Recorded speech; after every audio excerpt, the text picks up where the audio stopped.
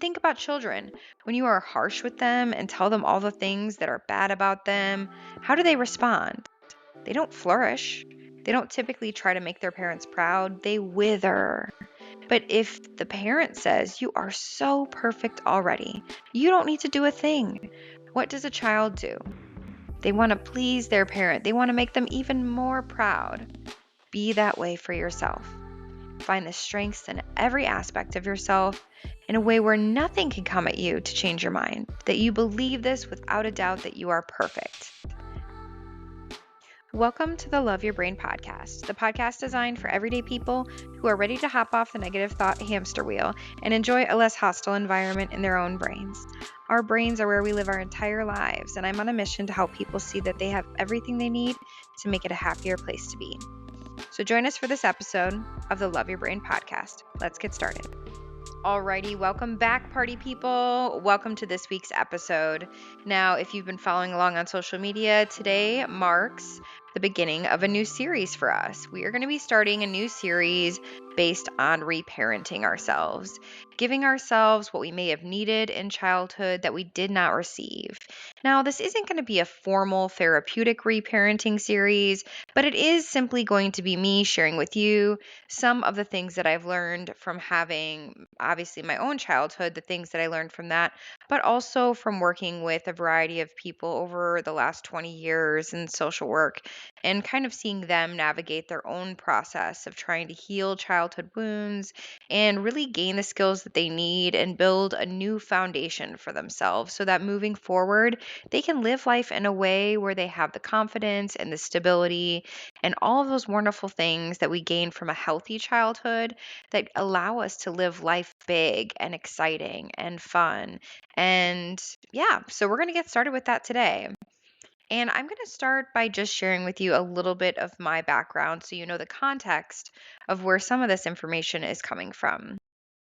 Now, I consider myself to be a very lucky person, and that is because I grew up with what I feel like was an amazing community around me. The funny thing is, though, if you were to look at my childhood on paper or look at it from the outside, you may not have seen a perfect childhood or a stereotypical perfect childhood.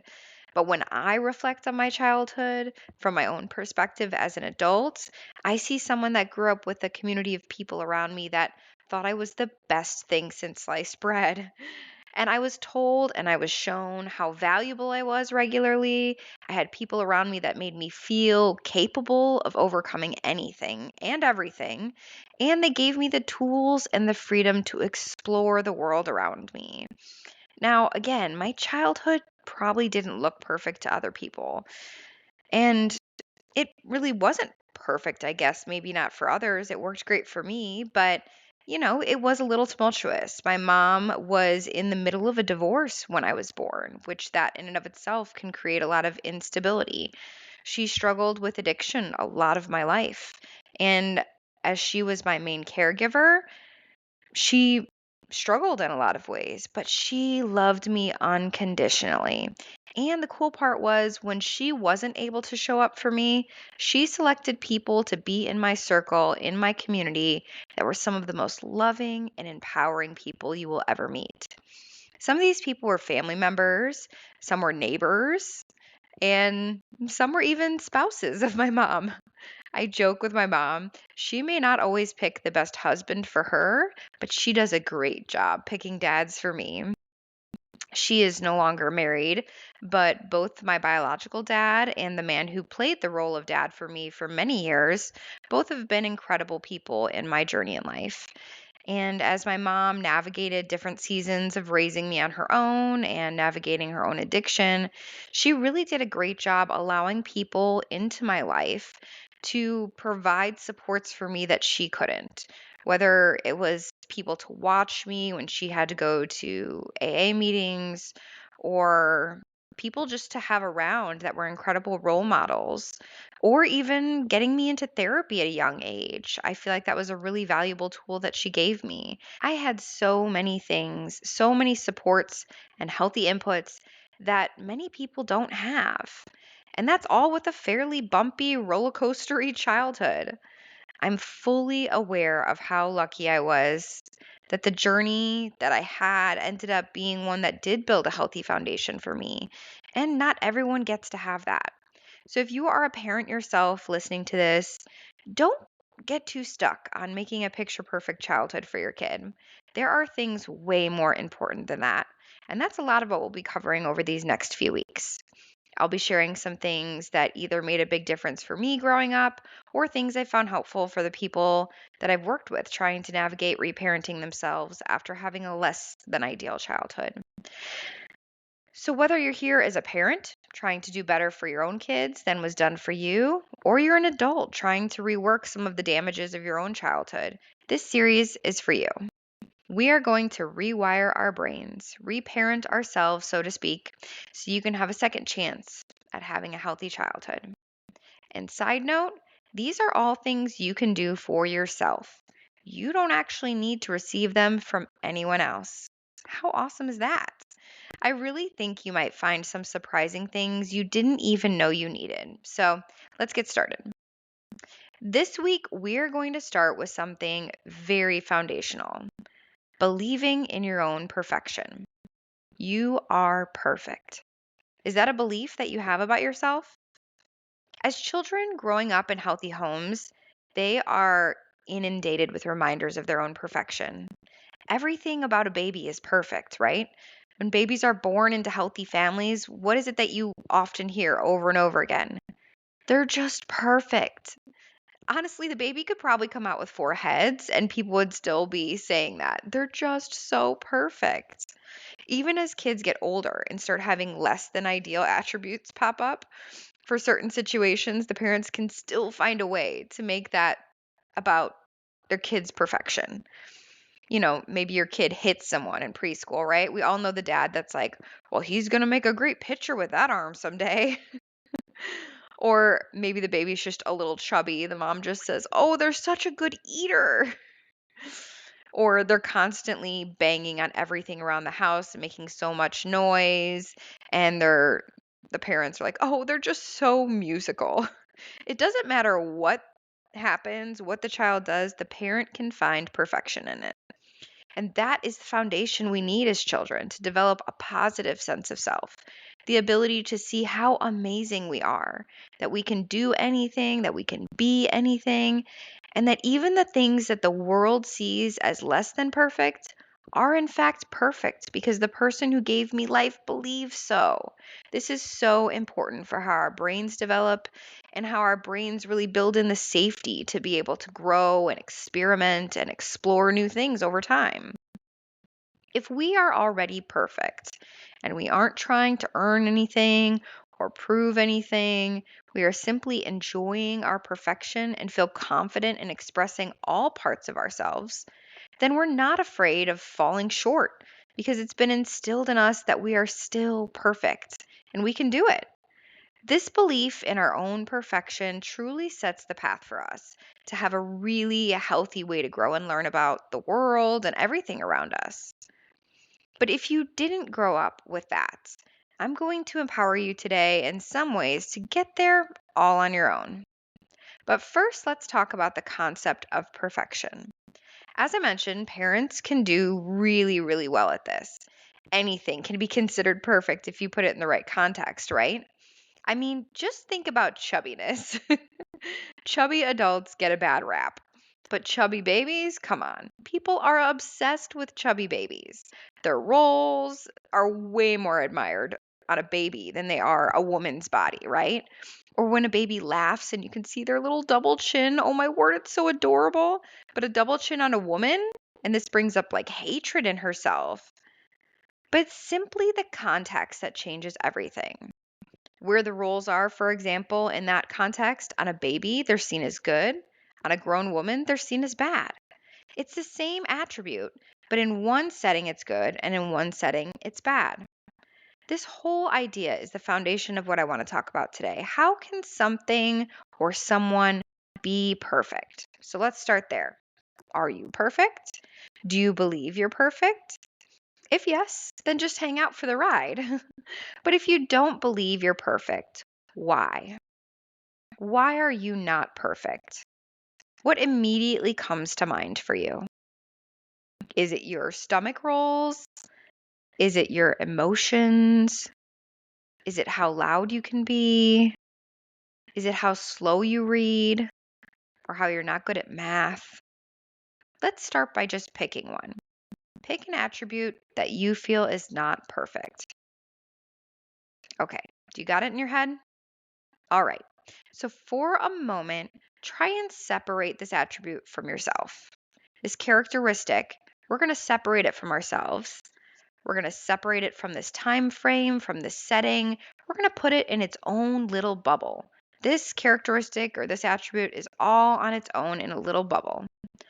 Now, if you move that bubble to a different person or a different circumstance, a different time frame, maybe even a different culture, how does that change your perception of it? Can you find one circumstance where that imperfect thing could actually be perfect? And in case you're struggling with this one, every attribute we have, whether we think it's bad or not, can in fact be perfect. Let's take the example of being loud. Are you embarrassed by how loud you are? Do you laugh too loud? Do you find yourself getting really loud when you get excited about something? Are there settings where being loud is helpful? Are there settings where maybe being loud is the perfect thing for a certain circumstance? Of course there are. There are tons of settings where being loud is needed and it's perfect for the setting.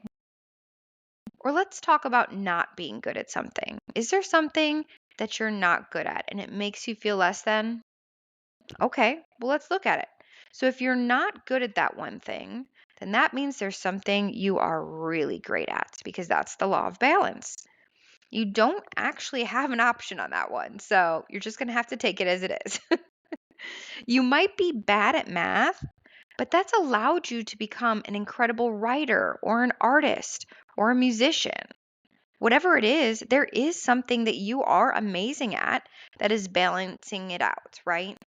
So it makes you being not great at math perfect because it's allowed you to be incredible at something else. And if you're someone who's saying to me right now, well, I'm not really good at anything.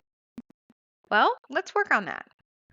Let's clear our lens a little bit. I remember so vividly. I was in a small group at one point with this woman, and we were supposed to share a talent with the group. We're supposed to share something that we thought we were good at. And this woman in my group said she didn't think she had any talents or anything that she was really good at or anything that stood out.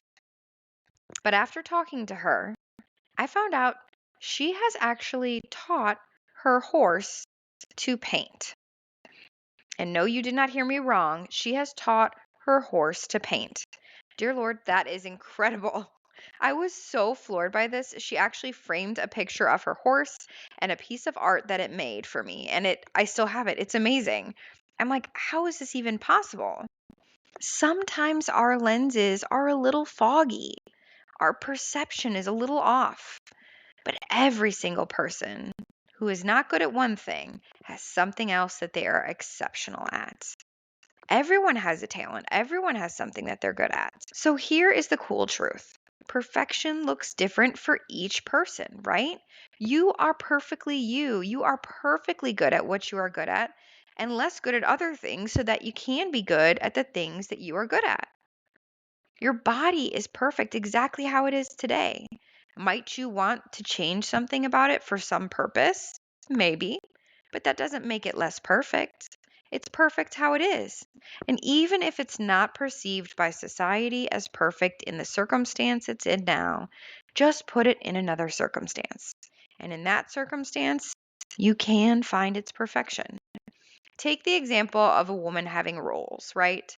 Put that woman with rolls in a part of the world where more fat on the body is better, or on a baby where rolls are freaking adorable, or in a time in history where she would have lived longer than the malnourished people. Whatever the circumstance, there is one where the attribute is absolutely perfect. So, why are you judging it as not perfect based on a temporary time and place? I'm going to say that again. Why are you judging it as not perfect based on a temporary time and place? That is just silliness. These are all temporary things right now. That doesn't make the basis of who you are less perfect. Another thing to remember is that everything serves a purpose for us. So, those parts of you that you view as imperfect have likely served a purpose for you at some point in time. So, if you are struggling to see their perfection, can you at least recognize their function for you? How has that thing served you? Things that often come to mind for me with these are personality characteristics. People come to me and they'll say, I hate the way that I am like this or that. I hate that I respond this way in these situations. And if we can reflect back and see how those things have served a purpose, you can slowly move to a place of appreciation, which gets us that much closer to seeing the perfection. For example, maybe you are someone who has a tendency to push others away. You're very independent, and it's not really serving you right now in terms of wanting a relationship. And so you feel yourself just hating that attribute about yourself. Okay, we can take that. But what has that done for you in the past? Has that way of behaving protected you in some way? Has it protected you from being hurt? Probably so. Has it allowed you the space to get by without closeness with others? Sure. To be frank, there are lots of people that wish they were less clingy. And here you've been navigating going solo for a long time, so way to go. There are so many things that you can gain even from these personality characteristics that you might be currently viewing as all bad, but in fact have perfectly served the purpose you needed at the time. So can you see how every part of you is perfect? Because it is. And once you can do that work of reframing your lens and seeing those perfect parts of yourself, you'll feel more perfect all on your own, even if as a kid you didn't have a parent instilling that in you. You don't need anyone else to validate that for you. It's pretty incredible, actually.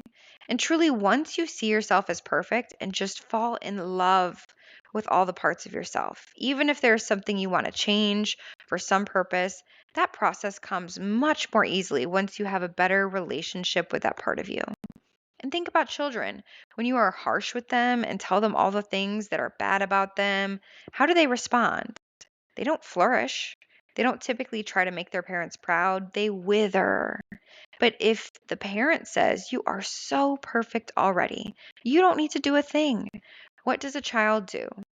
They want to please their parent. They want to make them even more proud.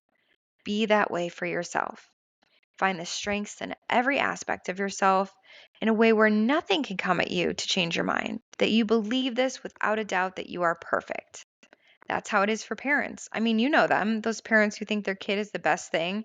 You tell them their kid did something bad, and the person's like, no way, not my kid. They're an angel. There's no way they did that. Do that for yourself. So when someone comes at you with something hateful, the first thing that can come to mind is, there's no way that's true about my perfect self. Now, before you think this is the craziest thing you've ever heard, no, you won't become a narcissist. You won't become a self centered jerk. Because the truth is, when you start to absolutely fall in love with who you are, you actually start to love others better. Because instead of projecting the wounded childhood part of yourself onto others, you'll actually be projecting healthy love of your perfect self. So, no worries there. The world will actually appreciate you more the more you do this work to find perfection in yourself. And if you are someone who is really struggling to talk kindly to yourself, what if you could picture today the parent that would have been perfect for you, the kindest, most caring parent you can imagine? Maybe they're a real person, or maybe it's just someone you picture in your own imagination. The parent that would have helped you see your own perfection in every scenario.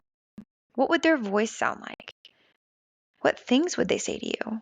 When you mess up, what would be their response? When you felt less than, what would they say to help you see your perfection? This parent may not be a reality for you today, but it can be a person in your own mind that gives you that pep talk when you need it. However it looks for you, there are so many paths.